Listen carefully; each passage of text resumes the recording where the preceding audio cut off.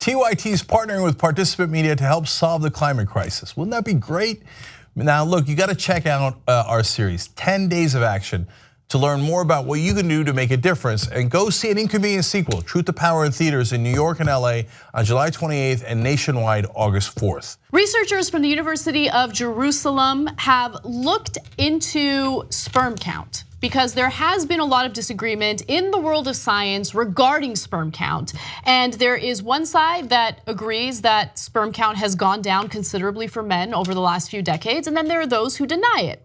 Well, this research done by the Hebrew University of Jerusalem found some pretty shocking evidence that male sperm count is decreasing in certain parts of the world. So sperm count in men from North America, Europe, Australia, and New Zealand declined by 50 to 60% between 1973 and 2011, and that's according to this study from the Hebrew University of Jerusalem.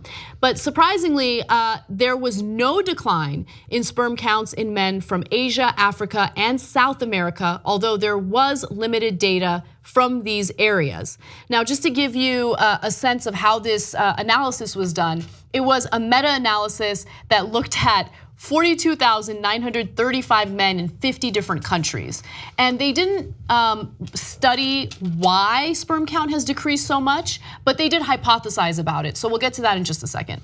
Okay, so that's devastating. And we should redirect all of our resources to figuring out exactly why. Right. Those are not small numbers, those are gigantic numbers. But luckily they're not happening everywhere, which actually allows us to be able to study it, I hope, far more effectively. What is happening in these regions of the world that is not happening in the other regions of the world? So if this continues, the results could be way worse.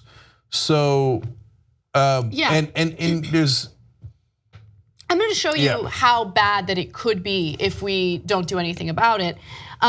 So if the data on sperm counts is extrapolated to its logical conclusion, men will have little or no reproductive capacity from 2060 onwards.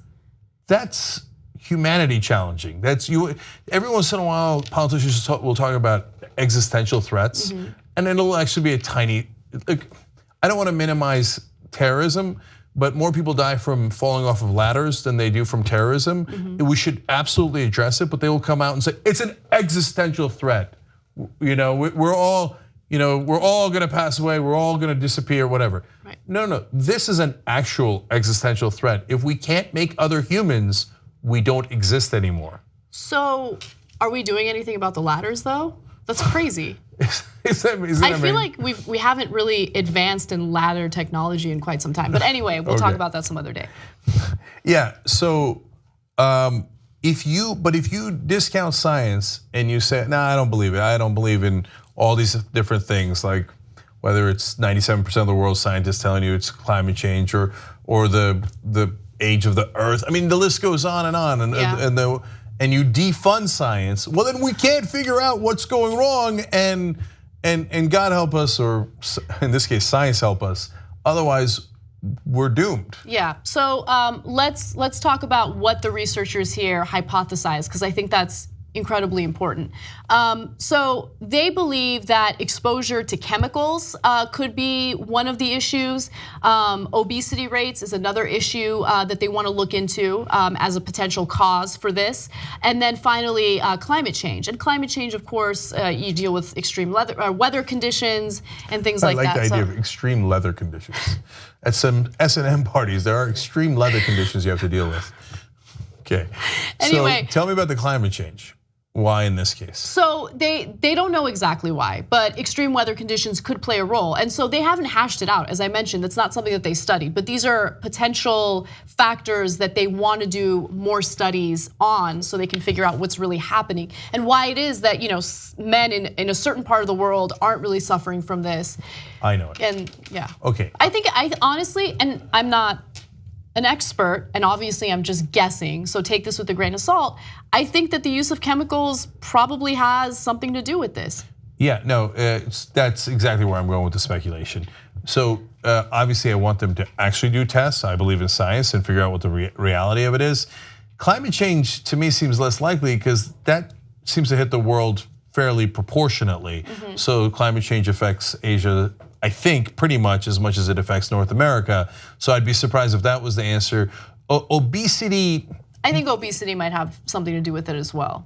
It might, but and maybe that it's both. Maybe it's the chemicals that lead to obesity, whether it's whatever we're consuming, high fructose corn syrup, GMOs. I don't know. I'm not saying it's definitely GMOs. Don't freak out. Pharmaceutical drugs, that could be a potential issue. We take a lot more drugs here than they do in Asia, as an example. But these are all wild conjecture. Let's go. And what do we fund, right? Right. And so we're worried about, oh my God, are we going to do funding for a tiny amount of healthcare for transgendered people in the military? No, forget about that. We're talking about funding to the tune of like $70 billion, that border wall, right? That might be transparent because you've got to make sure you can see those like cartels, trying to toss the 60 pounds of drugs over the wall. You got to see through the wall. Yeah, the F-35s that waste the money, all the wars that waste the money. Our defense budget is gargantuan, and Trump wants to add $54 billion. I'm not trying to make it political. I'm just saying, if the future of humanity is on the line, we might want to giddy up a little bit and spend more in this direction. Right. Can you imagine if we actually spent money to protect humanity instead of creating more wars? I know, revolutionary thought. Okay, look, if everything else didn't motivate you, your balls are on the line. So get going, your kids are on the line. Everything is. It's not, if these numbers are true, it's not over exaggerating to say that.